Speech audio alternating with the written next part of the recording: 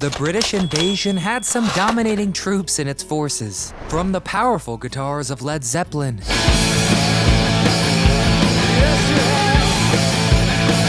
to the psychedelic rock of Pink Floyd. And of course, we were all seeing red doors thanks to the Rolling Stones.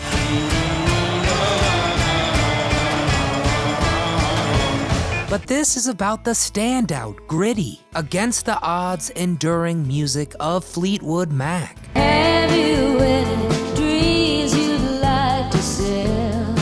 Certainly one of the most prolific bands of all time. Over 100 million records sold. Venues alongside actual world leaders. Awards for contributing to the very nature of music itself. All this success is even more astounding when you know the inner turmoil and shakeups that Fleetwood Mac endured over the years. I'm your host, Nostalgic Nick, and if you enjoy examining the ever-changing band with us, be sure to give this video a thumbs up and subscribe to the channel so you'll catch our next jam sesh. But without further ado, let's find some dreams to sell. Fleetwood Foundations. 1960s London. The Fleetwood Mac of this time looked very different from what most of us know. It all began with Mick Fleetwood and bassist John McVie, the rhythm section that would be the constant for the band over the many changing years. When guitarist Peter Green's band, the Blues Breakers, went through membership changes of its own, he was set on working with Mick and John, even suggesting the band's name, ready to overlook himself. Then the three added slide guitarist Jeremy Spencer, which laid the foundation for Fleetwood Mac. Staying true to their roots, the band started by hitting it big with a number of blues songs, the biggest being Albatross in 1968 and Black Magic Woman. I've got a black magic woman.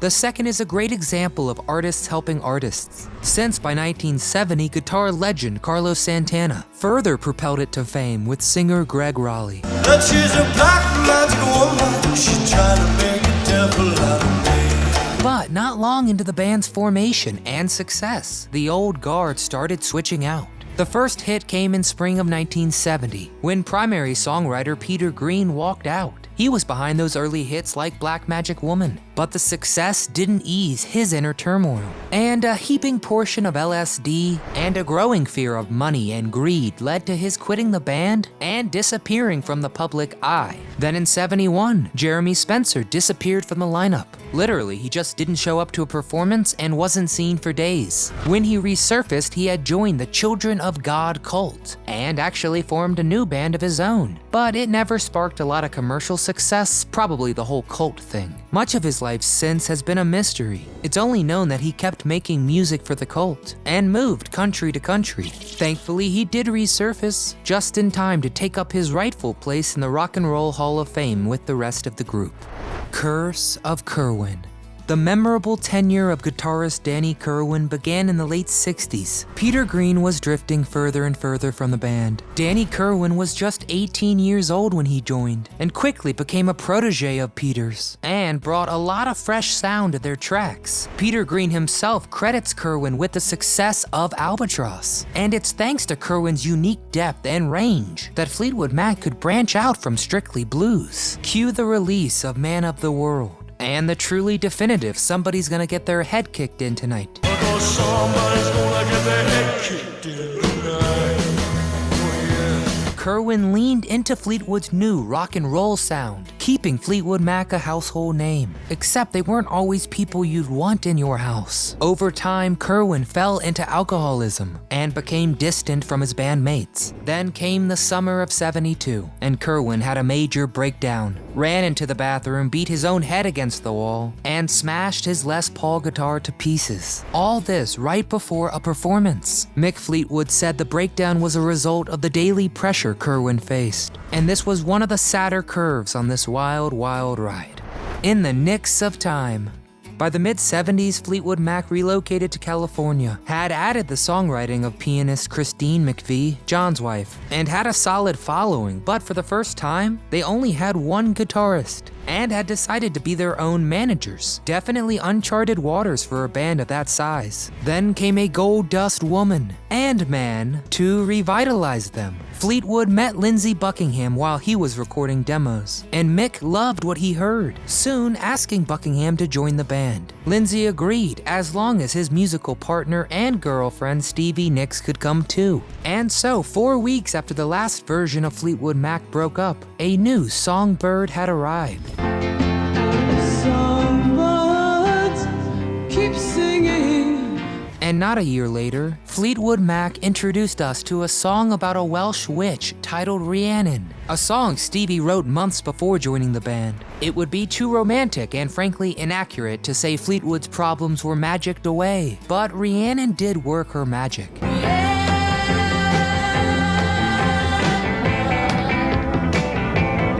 During a particularly memorable 1976 performance, the new team played together like they were all born for it, and they made it onto the Midnight Special, essentially the best of the best in music. And I know they've done some wild performances of Rhiannon over the years, so if you've seen something magical, detail it in the comments below. Charisma check.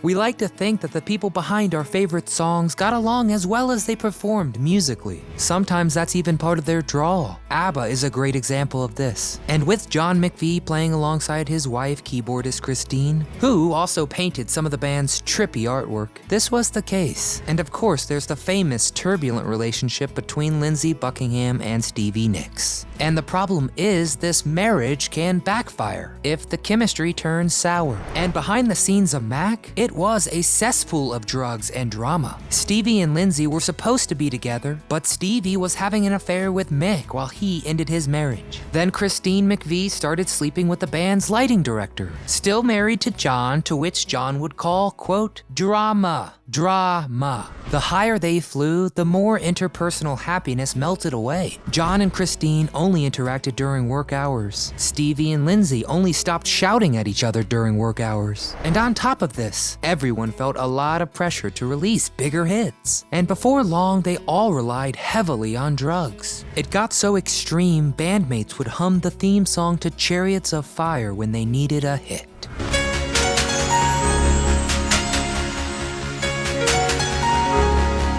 Addictive personality.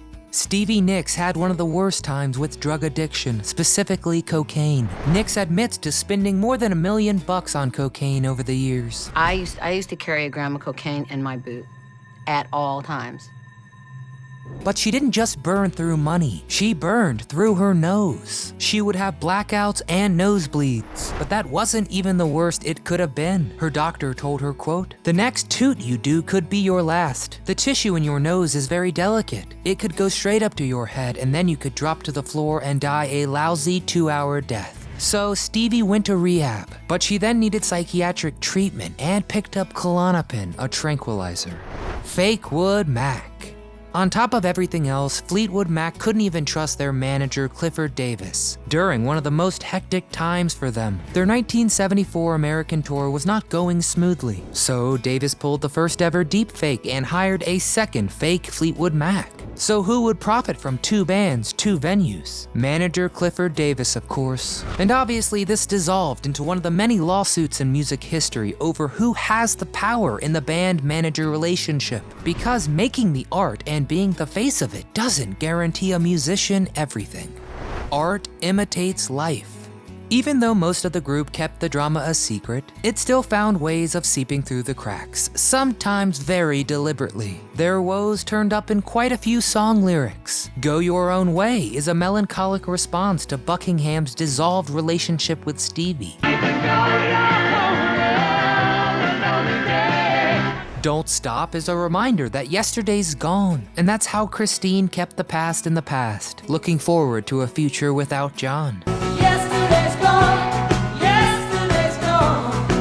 And that would pay off with You Make Loving Fun, a celebration of that promise realized. And everyone came together for The Chain, with everyone reminding everyone, I can still hear you saying you would never break the chain. Oh, did it break?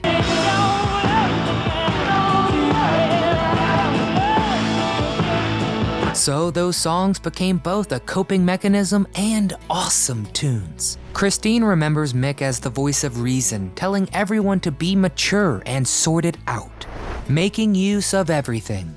Just as Fleetwood's music spanned multiple genres, its style was something of a patchwork too. They improvised and repurposed a lot. Never Going Back Again was just one of the many songs about soured relationships, and had an equally grueling process to record it. I'm never going back again. Sound engineer Ken Calais, who co-produced and co-engineered Mac's 1977 album Rumors, which would win the Grammy for Album of the Year. Well, Ken noticed that Buckingham's guitar sounded different 20 minutes after playing it, so he had him restring the guitar 3 times every hour. Contrast that perfectionism with secondhand news, using a faux leather chair as a percussion instrument. It doesn't get much more different. Other makeshift percussion included a spatula against a lamb chop and a box of tissues. Inventive, to say the least. Go Your Own Way boasts some pretty memorable drum beats too, this time from an actual kit.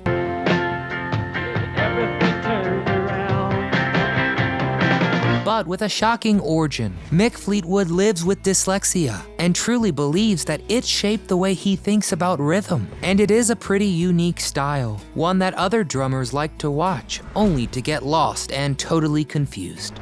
The Buckingham breakup.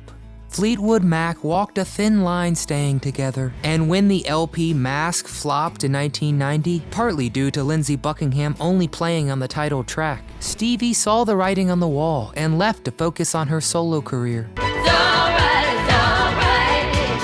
Thankfully, reunion tours were all the rage, and Nicks came back and stuck around for the long term. And so did Buckingham mostly, but that was pretty awkward for them. Stevie and Lindsey bonded over music when they were first in the band Fritz together, but Nicks later shared that they were probably only together because they left the band. When they moved to LA, fans basically assumed that they were a couple, and the two did work well as a unit, but whenever times got tough, they fought hard. When he and Stevie split, Lindsey chased what he had with Nicks and other women, but none saw the real him. Nicks knew him before the fame, and maybe he took that for granted when they were together. Biographer Stephen Davis alleges in his book Gold Dust Woman that Buckingham would actually hit Nicks, and references a New Zealand performance of Rhiannon, when Lindsey tried kicking Stevie onto the stage. She is rumored to have called her mom, saying Lindsey pushed her down a flight of stairs. And when Lindsey started dating reporter Carol Ann Harris, well, Harris reportedly got similar treatment. Fleetwood Mac added one more change in lineup to its long tally in 2018, when they officially fired Lindsey Buckingham. Stevie had issued an ultimatum. She could no longer work with Lindsey Buckingham anymore. And Lindsey sued the band for his estimated tour gains. Do you feel like you've been kicked out of the family? I do. But even after all this, Stevie wrote to Lindsey after a year of silence, asking him to take care of himself in the face of his heart surgery. So what do you think? Will there be yet another Fleetwood breakup? Our core lineup is Mick, John and Christine McVie, and of course Stevie. So here's to many more Silver Springs with them. They've sure given us a lot over the last 5 decades. So now it's your turn. Get in the comments and tell us, and everyone, what your favorite Fleetwood Mac song is. Give me some lesser known hits. And tell me, is Rumors the best record from the 1970s start to finish? It's quite impressive, so please tell me more albums that compete. I want to hear from you. And if you enjoyed our throwback, be sure to give it a thumbs up for us. And don't forget to subscribe so you never miss a memory. From all of us here at Do You Remember, thanks very much for tuning in.